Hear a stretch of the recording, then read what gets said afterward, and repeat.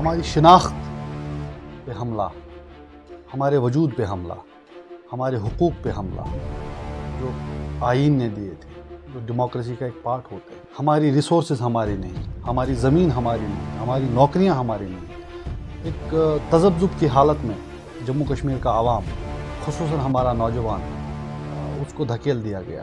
B J پی اور R S S کا agenda ہے، وہ چاہتے ہیں کہ جو جموں کشمیر کا عوام ہے وہ بس یہ بولے کہ بھائی جب اب جو ہو گیا سو گیا، بس اب الیکشن کر دو سب ٹھیک ہو جائے گا. اصل جو ہماری ڈیمانڈ ہے، جو ہماری ایسپریشن ہے، وہ یہ ہے کہ جموں کشمیر کے مسئلے کو حل کیا جائے. اس وقت میرے ساتھ موجود ہے پیپلز ڈیموکریٹک پارٹی کے ترجمان سہیل بخاری صاحب. بہت بہت شکریہ سہیل صاحب اپنا قیمتی وقت دینے کے لیے. سہیل صاحب، اگر ہم بات کریں 370 کے بعد جموں کشمیر کی عوام نے کیا کھویا، کیا پایا؟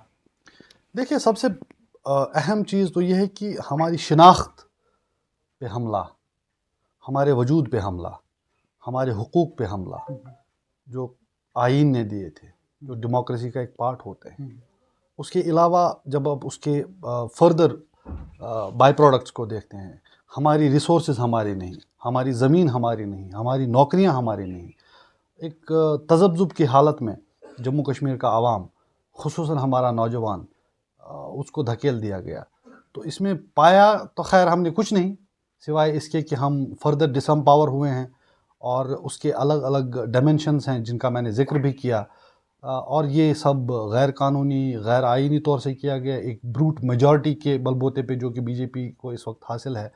لیکن عوام جو ہے جموں کشمیر کی، ہم ان کو سلام پیش کرتے ہیں کہ وہ ضرور اس چیز کو لے کے سمجھدار ہیں کہ ہمارے حقوق جس طرح سلب کیے گئے، ہمارے وجود اور شناخت پہ جس طرح کا حملہ ہے، اس کے خلاف وہ ایک جٹ ہو کے ان طاقتوں کو ضرور جواب دیں گے، اور اپنے ان رائٹس کی جو بازیابی ہے اس کے لیے جدوجہد کرتے رہیں. سر صاحب، یہ بھی بتائیے کہ جو 370 سے پہلے یہاں کی پولیٹیکل پارٹیوں کا سکوپ تھا، وہ آج بھی برقرار ہے؟ دیکھیے، مسئلہ پولیٹیکل پارٹیز کے سکوپ کا نہیں ہے، مسئلہ عوام کا ہے. چاہے وہ کسی پولیٹیکل پارٹی کے ساتھ ایسوسیٹڈ ہو یا نہ ہو، ہر شخص، یہاں ایسا کوئی شخص نہیں ہے جس پہ ڈائریکٹلی اور انڈائریکٹلی اثر نہیں پڑا ہے.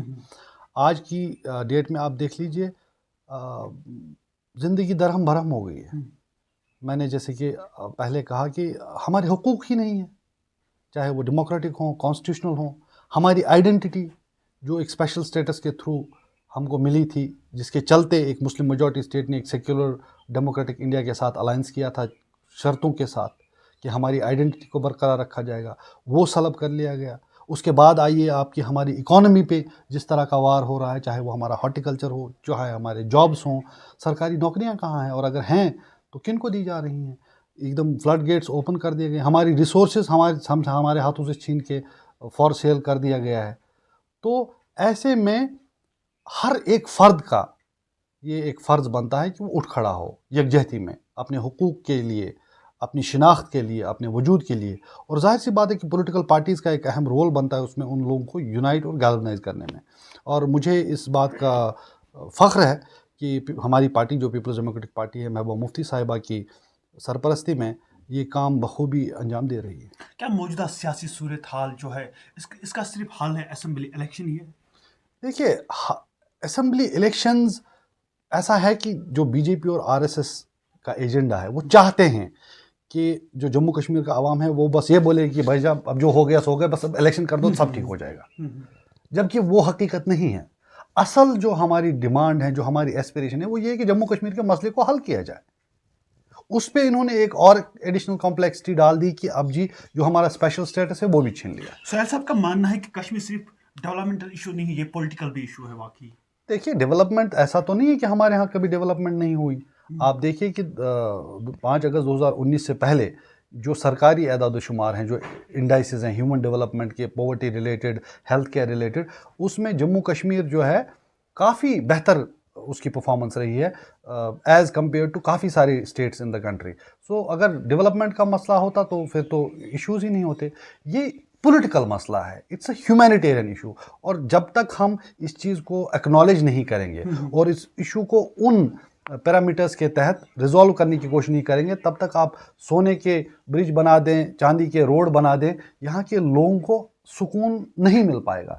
کیونکہ ان کی ایسپریشنز کا معاملہ ہے. یہاں لاکھوں لوگوں کا خون بہا ہے، کس لیے؟ سڑکوں کے لیے. ब्रिजेस के लिए नहीं, ये पॉलिटिकल मसला है, ह्यूमैनिटेरियन मसला है, और इसको एक्नॉलेज करना पड़ेगा और इसको रिजॉल्व करने की तरफ आगे बढ़ना पड़ेगा, तब तक यहाँ दायमी अमन कायम नहीं हो सकता। क्या आपको लग रहा है कि अभी भी हुर्रियत एग्जिस्ट कर रही है? देखिए, हुर्रियत बज़ाहिर तो एक ऑर्गेनाइजेशन का नाम है, लेकिन यहाँ एक सेंटिमेंट तो है, आप इस चीज़ को नकार नहीं सकते। हाँ, अगर आप बीजेपी के साथ मुंसलिक हैं, आरएसएस वाले हैं, तब तो आप बोलेंगे कि ऐसी कोई चीज़ ही नहीं है।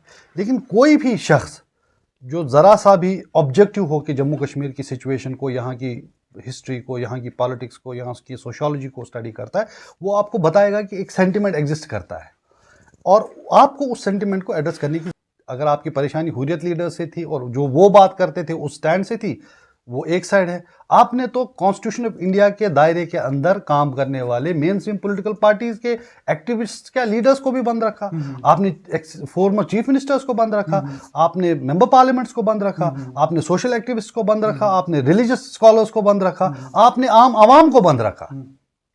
तो मसला किसी एक ऑर्गेनाइजेशन का नहीं है, मसला ये है कि ग्राउंड पे जो इशू है आप उसको एक्नॉलेज करते हैं कि नहीं करते हैं।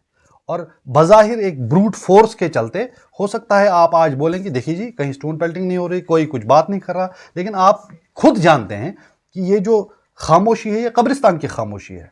आप किसी को बात करने की इजाज़त नहीं देते, जो बात करता है वो जेल में पहुंच जाता है। हमारे कितने नौजवान हैं जो जेलों में भरे पड़े हैं, चाहे वो जम्मू कश्मीर की तो बात ही छोड़ दीजिए, मुल्क के बाकी जेलों में। तो बात करना जहां जुर्म हो, इस तरह का आपने ब्रूट फोर्स चूज किया है, लोगों के आपने मुंह बंद कर दिए हैं। इसका मतलब ये नहीं है कि उनके दिलों में कुछ नहीं है।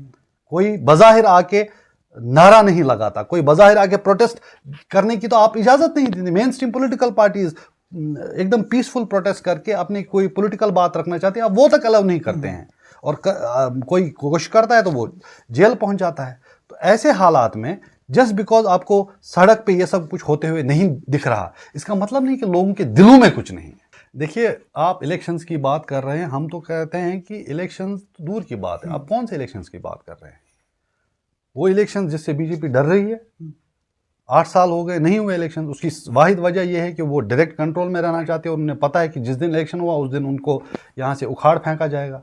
वो तो दूर की बात है, वो आवाम के जो हुकूक है उनसे तो उनको महरूम रख ही रहे हैं।